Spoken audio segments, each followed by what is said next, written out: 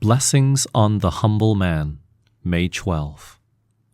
And Jesus called a little child unto him, and set him in the midst of them, and said, Verily I say unto you, except ye be converted, and become as little children, ye shall not enter into the kingdom of heaven.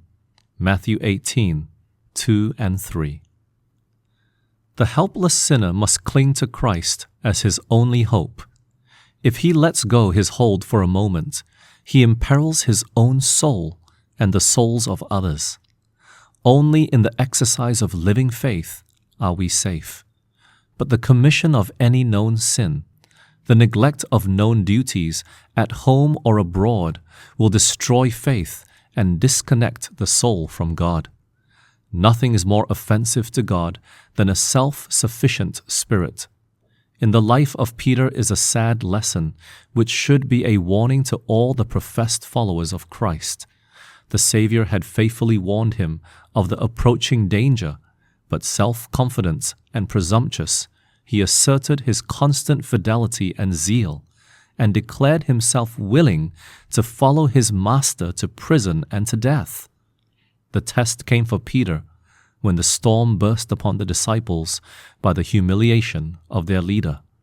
Mournful are the words traced by the pen of inspiration. Then all the disciples forsook him and fled. Matthew 26, 56. And the ardent, zealous, self-confident Peter repeatedly denied his Lord. He afterward bitterly repented, but this example should admonish all to beware of self-confidence and self-righteousness. The men who humble themselves even as a little child are the men who will be taught by God. The Lord is not dependent on any man's talents, for He is the source of all perfect gifts. The very humblest man, if he loves and fears God, is the possessor of heavenly gifts. The Lord can use such a man because he does not strive to work himself according to his own standard. He works with fear and trembling, lest he will spoil the pattern. His life is an expression of the life of Christ. We must constantly cherish meekness and humility if we would possess the Spirit of Christ.